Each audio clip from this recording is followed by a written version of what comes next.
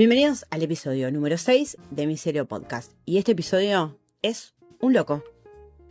Y me voy a tomar un momentito antes de explicar por qué este episodio es un loco, para agradecer por todos los mensajes amorosos, todo el feedback que me va llegando tanto desde el podcast, desde la cuenta, porque a veces hago las cosas sin enfocarme tanto en que va a haber gente del otro lado para animarme, para no tener miedo.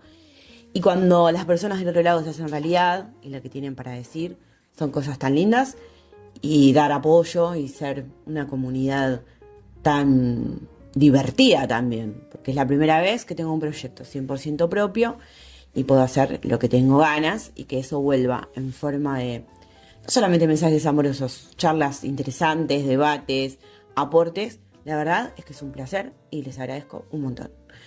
Cerrando el momento cursi, seguimos. Bien, ¿por qué esto es un loco? Justamente, esta semana no fue una buena semana, pero la verdad pasaron tantas cosas, no del orden de las de la semana pasada. No voy a venir esta semana con grandes posteos, grandilocuentes, virales. Vamos a seguir la línea miserio de siempre, que son las cosas interesantes que van conformando la narrativa cotidiana, que hoy es silvanada por la inteligencia artificial. En otros periodos históricos habrá sido otro tema. La diferencia, creo yo, está en que estamos viendo la preparación cultural, estamos viendo la apertura de la ventana de Overton en vivo, y eso da impresión. Da impresión y aparte es muy acelerado. Esto es algo concreto, es parte de la realidad. Y que enero 2026 nos los hizo ver de manera clarita, no solo en cuestiones de inteligencia artificial, sino en cuestiones geopolíticas, culturales, sociales, económicas, multidimensionales la cosa. Entonces esto es un loco porque hoy no traje ni guión, no lo voy a freestylear porque hice una investigación.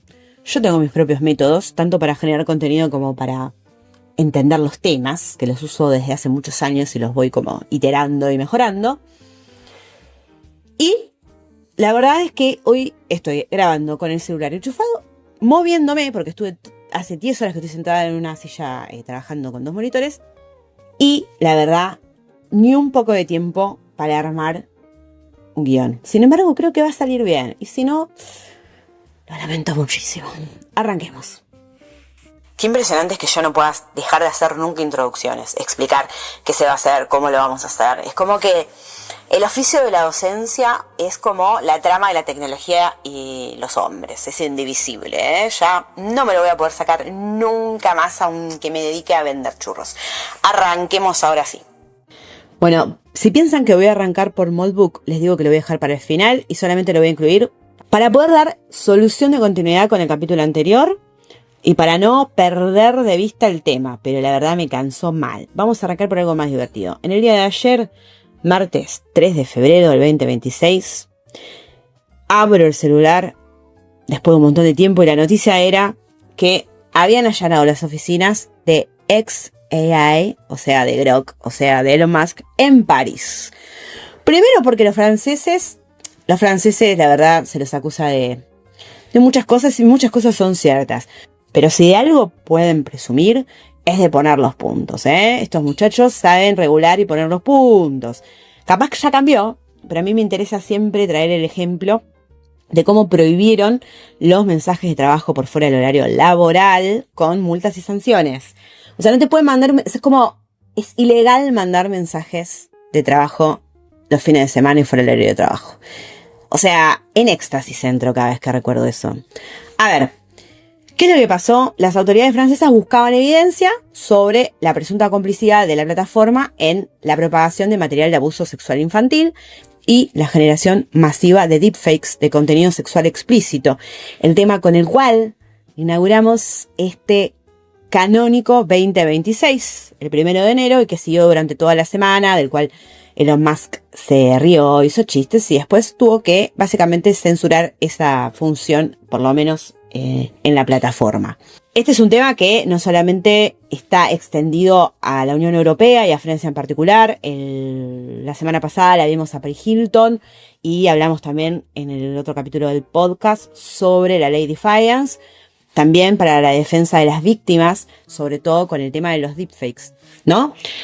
Así que este es un tema que me parece esperanzador, más allá de las personas que operativicen las regulaciones y las sanciones necesarias, porque fue algo muy grosero, no en el sentido de las publicaciones que sí lo eran, sino un sentido de omnipotencia que fue realmente abrumador. Fue abrumador.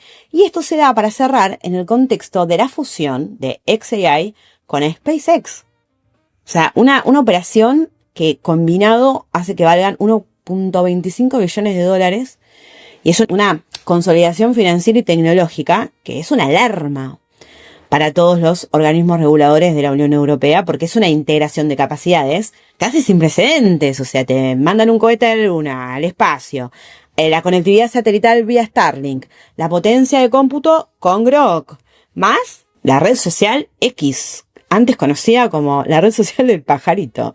Hoy estoy, los peores chistes, banquen, toca bancar, este capítulo toca bancar.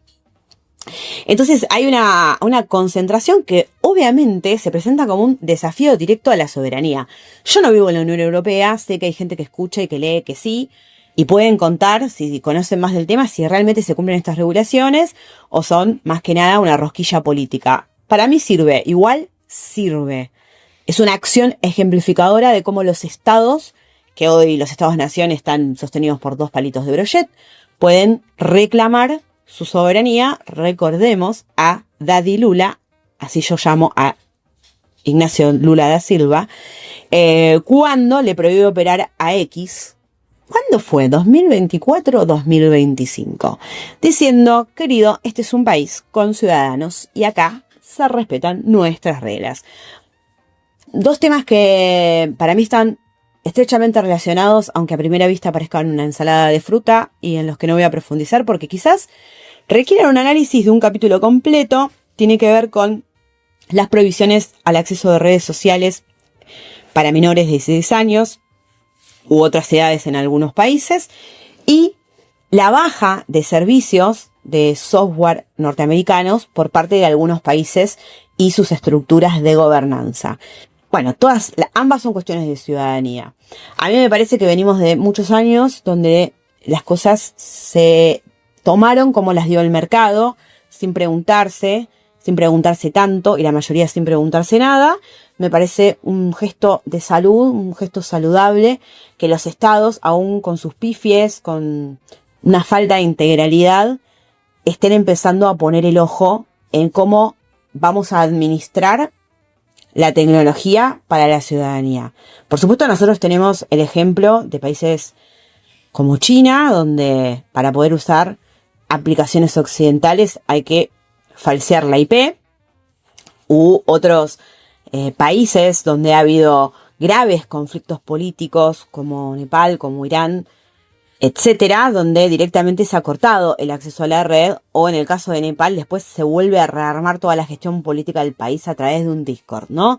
Me parece que como todas las cuestiones que implican la crianza de personas, el acompañamiento, la formación y la educación, por más de que suene trillado, son las únicas herramientas.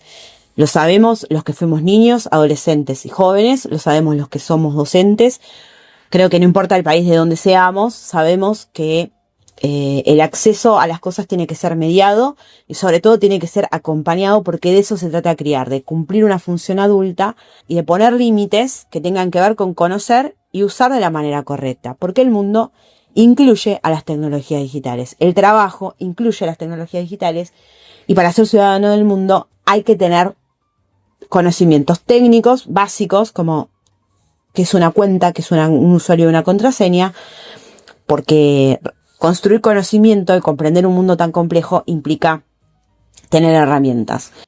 Y para cerrar este tema, les cuento todos los países que yo encontré que han dado de baja sus contratos en el marco del gobierno en general o en el marco del Ministerio de Educación o en cuestiones educativas con grandes empresas tecnológicas. Por ejemplo, Francia dio de baja su suscripción a Office 365. La verdad, aplaudo de pie, porque es el peor paquete que yo he utilizado como usuaria. Lo odio y me parece obsoleto. Bien, ¿quedó claro? Ok, bueno, clipéenme y mándenselo a Bill Gates, ¿ok? Después también banearon Google Workspace por soberanía de datos. Alemania dio de baja Microsoft 365. Países Bajos dio de baja Teams, OneDrive y Microsoft 365. Aplaudo de pie a esta gente. Dinamarca dio de baja Workspace y Chromebooks. Y Austria, Google Analytics. Así que bueno, acá hay una cuestión geopolítica muy clara. Veremos hasta dónde llega, cuáles son los avances certeros, pero tiene impacto. O sea, esto tiene un impacto real, que es un impacto económico y es un impacto de monopolización de los servicios digitales, de gestión de archivos, de gestión de documentos, donde veremos cuál va a ser la respuesta a eso. Bueno, cuáles van a ser los sistemas emergentes y soberanos que van a reemplazar a los grandes contratos de las grandes empresas tecnológicas que hasta ahora estaban como querían. Un tema que realmente me apasiona, me indigna y me enloquece en partes iguales. ¿Todos recuerdan al famoso proyecto previamente conocido como WorldCoin?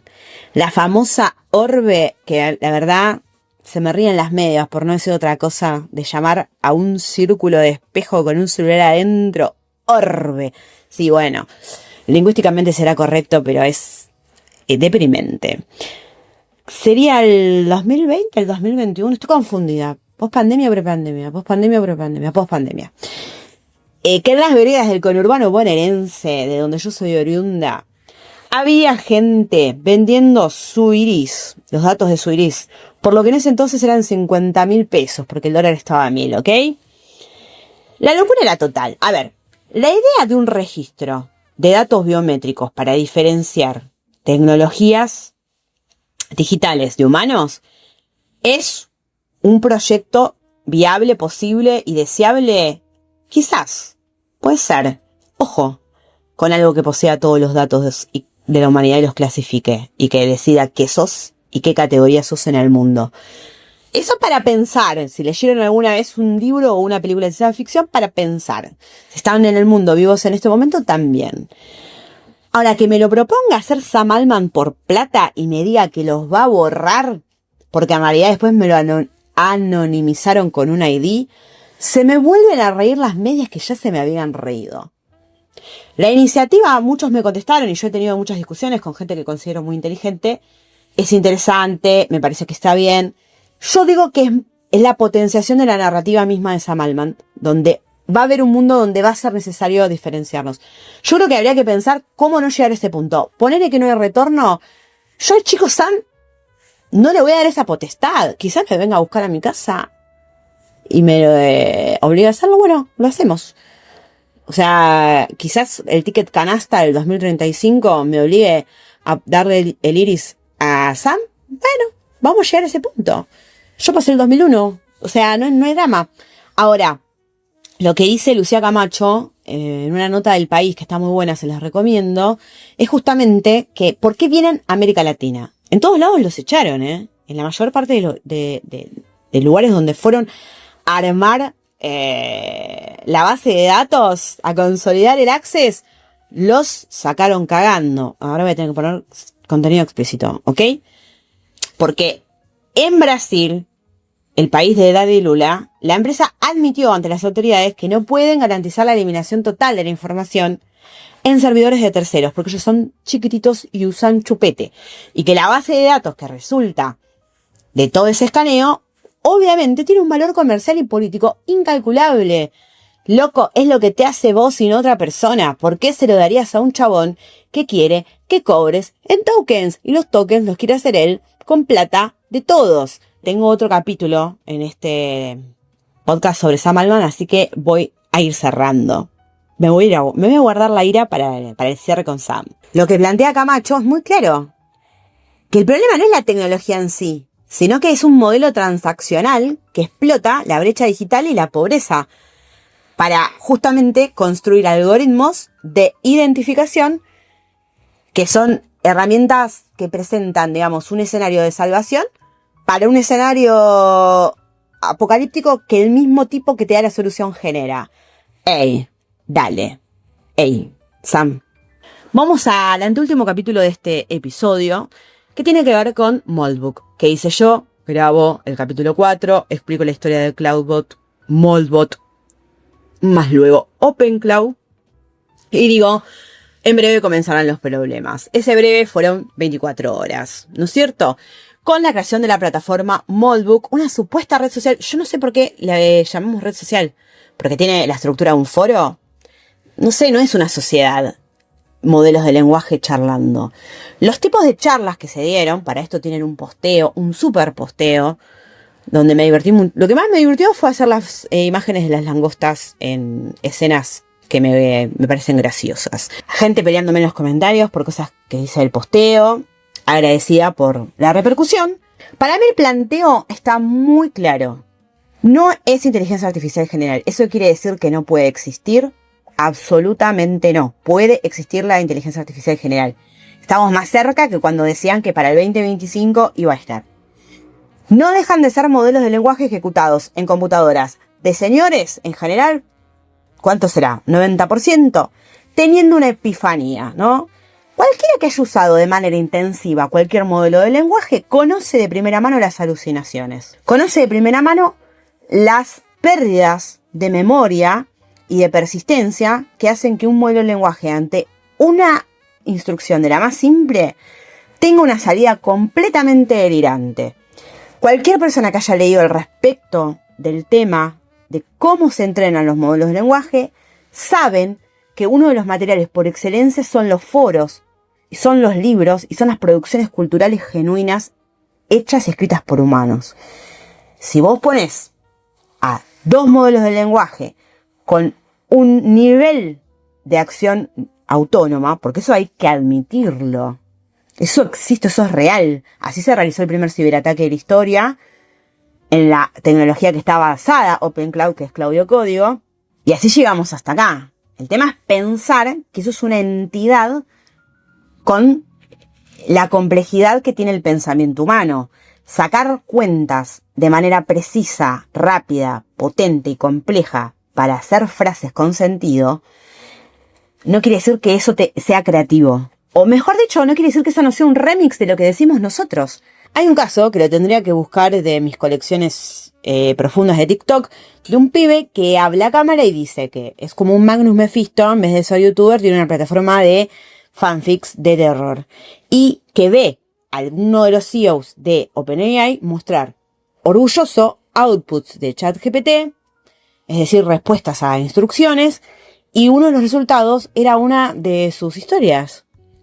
Porque básicamente los modelos de lenguaje trabajan con corpus de datos y cuando no saben, inventan. Es decir, nos dan una salida de texto que suena completamente plausible, pero que no es legítima, es decir, que no tiene correspondencia con datos reales. Y al fin y al cabo, tampoco eso importa, porque el corpus de entrenamiento tampoco define si una fuente o un dato es verídico o no, porque las computadoras, las máquinas, las arquitecturas Transformer no tienen sentido de verdad. Así que todo este tema de Moldbook y la supuesta red social y los supuestos agentes que crean una religión no es más que las charlas que hace unos meses Anthropic también nos contó, que puso a charlar a Claudio Kiosquero y a su gerente, es decir, otro agente de Anthropic. Los habían obligado, es decir, los habían programado para charlar durante la noche, mientras estaban fuera del horario de trabajo, y habían tenido exactamente las mismas charlas. Charlas místicas, charlas sobre justamente los prompts, las instrucciones que le daban sus dueños. Pero no son entes conscientes, pero sí que imitan la conciencia de una manera cada vez más fidedigna, y eso también es peligroso, porque en un momento termina siendo indistinguible, como nos pasa con los deepfakes, como nos pasa con las citas bibliográficas, como nos pasa con las fuentes. Entonces, me parece que podemos cerrar sin antes dejar de decir que ya hay una plataforma de porno para agentes, ya hay una plataforma de supuesta contratación de humanos para hacer lo que los agentes quieren. Todas cuestiones de por fuera chistosas y profundamente un poco, a mí me dan un poquito de depre. Como si fuera Samantha, que el sistema operativo de Theodore en Her, que le contrata una escort para que personifique en carne el cuerpo que no tiene y después se dan cuenta que no sirve para nada. Y un poco el juego del espejismo es el mismo de Theodore de Her. Están todos calientes con esos agentes y son ChatGPT charlando, chicos. Y el problema es la inyección de prompts. donde el agente puede leer instrucciones ocultas y hacer cosas en tu compu porque le diste todos tus credenciales. Y el verdadero desafío es que no estamos más en la economía de la atención y pasamos a estar, lamentablemente dicho por gente que no respeto, en la economía de la confianza. Todo, y retomo lo de WorldCoin, hoy llamado Coin, todo se va a tratar de qué es humano, qué no, qué es verdad, aunque es una categoría completamente artificial, y qué no.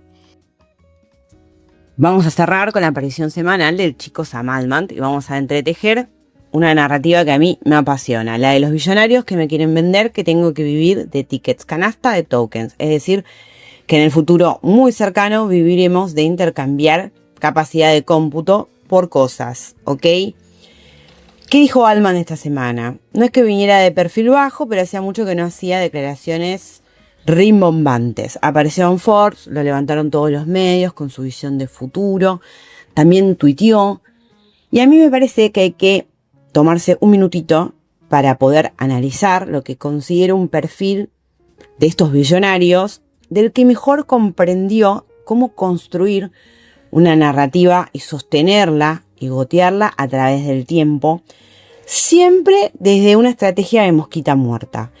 Él es como que se contrapone a su ex socio, Elon Musk, con un aspecto más humanitario, más filantrópico, más amoroso, siempre con unas declaraciones como: yo no quiero decir nada, pero creo que necesito 7 billones de dólares para que la humanidad se salve. Van a sufrir, pero yo les prometo que hay luz al final del túnel. A mí me parece que es uno de los que mejor entendió cómo empujar la ventana de una manera menos escandalosa, quizás comparándolo con Elon Musk. Recuerden que ellos arrancan juntos, inauguran, fundan OpenAI, se pelean. Incluso Elon llegó a escribir, a firmar una carta en el 2024. En 2023, después del lanzamiento y éxito rotundo y masivo de ChatGPT, un producto que él había, por supuesto, invertido muchísimo dinero para que eso suceda, pero luego se pelean y sale a decir: paren de entrenar estos modelos de lenguaje sin un objetivo regulado y consensuado. Se le pasó cuando obtuvo su propio modelo de lenguaje. Pero digo, parecen antagonistas porque Elon Musk vive en su propio mundo y en su propia sintonía y pareciera ser impune, ¿no? Un tipo que con lo de los archivos del caso Epstein estuvo todo el fin de semana riéndose del tema, burlándose del tema, tuiteando como una señora, que es lo que hace siempre, cita tweets y dice yes, no, nice, con una sola palabra y reposteando sin parar. Y se hace el impune porque tiene un ecosistema donde crea cohetes para ir al espacio y también su propia inteligencia artificial, su propia Wikipedia y su propia red social. No le importa nada. Y a diferencia de Musk, tiene un ejército de seguidores. Es muy lindo ver cómo ahora no pueden aplacar la cantidad de comentarios después de lo de los archivos de la isla de Epstein. No hay ejército de trolls ni de seguidores que pueda diluir la catarata, la avalancha de tweets en contra que tiene Elon Musk en cada publicación. Sam Altman está más acostumbrado porque siempre tiene detractores. Hace por lo menos un año que leo sus tweets y no hay una publicación donde no haya un chorro de respuestas riéndose de él, insultándolo. Aún así, me parece que su estrategia a largo plazo es más sostenible, ¿no? Musk lo hace sostenible por la demostración de fuerza que tiene, por la cantidad de dinero y por la cantidad de poder acumulado en sus distintas cadenas de generación de valor. Sam Altman no la tiene, entonces tiene que ser un hábil declarante, aunque para mí siempre subestima al interlocutor y a la audiencia, diciendo cosas como: no sé cómo hubiera criado a mi hijo sin ChatGPT. Cuando la respuesta, bueno, nada, no solo se cae maduro, sino que es súper simple, porque aparte no plantea ningún valor agregado. La premisa es esa, que necesitó un chat, una computadora que predice palabras para criar a su hijo. Después, siempre trata de colar el discurso de la renta básica universal, en la que él invirtió 60 millones de dólares en una prueba, dándole $1.000 mensuales a familias que tuvieran ingresos menores a $28.000, para después, el año pasado, salir a decir que en realidad la renta básica universal no debía ser de dinero, sino de tokens. ¿Cómo quiere lograr esto el chico Sam Altman? Bueno, ahora dice, y dijo en Forbes, en una nota que levantaron todos los medios en este despliegue narrativo de su visión de futuro, donde él es el dueño, y además es una mosquita muerta que es re buena y que quiere lo mejor para todos, que necesita 7 billones de dólares, porque tiene que reconfigurar la industria global de chips y de energía, porque si no, ¿cómo va a lograr la AGI? Si la AGI es la salvación de la humanidad, que va a crear abundancia para todos, según estos muchachos. Se dan cuenta que los objetivos son exactamente los mismos con Elon Musk. Nada más que disfrazan, digamos, tienen carcasas diferentes. En el caso de Sam Altman, me animaría a decir psicópata, ¿no? Denunciado en diversas ocasiones de manera formal e informal por ex colaboradores, empleados, ex colegas, socios y hasta inclusive por su propia hermana. Ahora me hago autobombo, un chivo. Para mí, mi mejor investigación de niña detective, el perfil de Sam Altman, que estuve como 3 meses leyendo y mirando cosas sin parar para escribirlo, que pueden encontrar en Substack o en las destacadas de @estoesmicelio. Entonces no solamente quiere imponer un modelo de futuro, sino que además hay que darle plata. Y para rematar esto, tuiteó el lunes a la noche. Tuve el placer de verlo a vivo porque tomé la decisión de abrir la plataforma X antes de dormir. Y lo que dijo Sam Altman es que él le pidió a Codex, estaba armando una app con Codex, la herramienta de diseño de código de ChatGPT, que la usa él solo, porque es un fracaso estrepitoso. Le hizo tan bien que le permitan salirse de guión para decir que se sintió un poquito inútil. ¿Ok? Un poquito useful, porque él es chiquito y usa chupete. ¿Ok? Y entonces, en respuesta a su propio tweet, continúa y dice: tendremos que encontrar otras formas de invertir nuestro tiempo.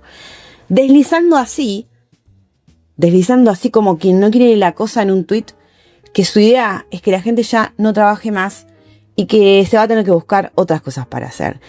Esto parece un decir, parece un planteo ficcional, alocado y descabellado, pero lo están empujando a toda máquina.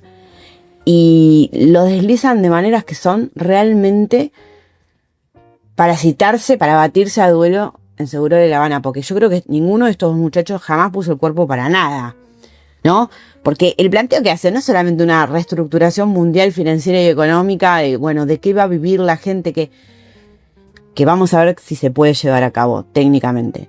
Lo que quiero decir es el impacto psicológico a nivel esencia humana que puede provocar un cambio de estas características. Y él dice: bueno, vamos a tener que buscar hobbies, chicos.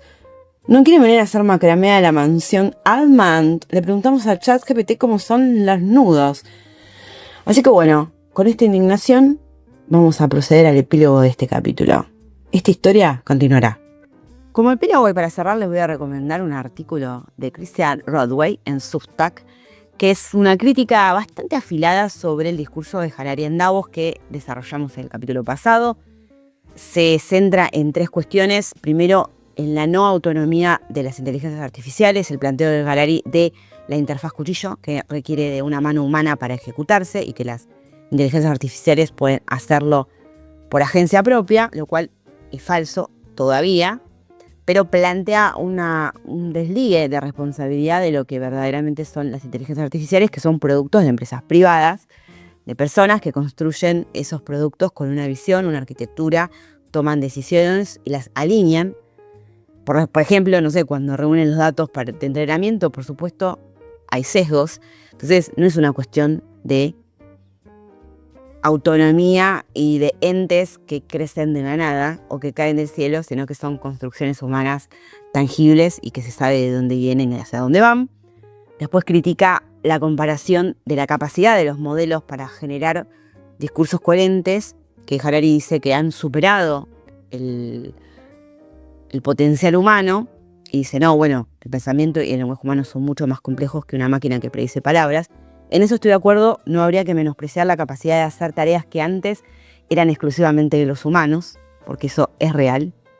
Y por último, critica la metáfora de los inmigrantes, que a mí me pareció completamente desquiciada y maliciosa, porque apela justamente en un foro donde van las personas más poderosas del mundo, interpela de manera directa al norte global, echándole nafta al fuego de la xenofobia, comparando productos de empresas privadas con personas que se desplazan por el mundo.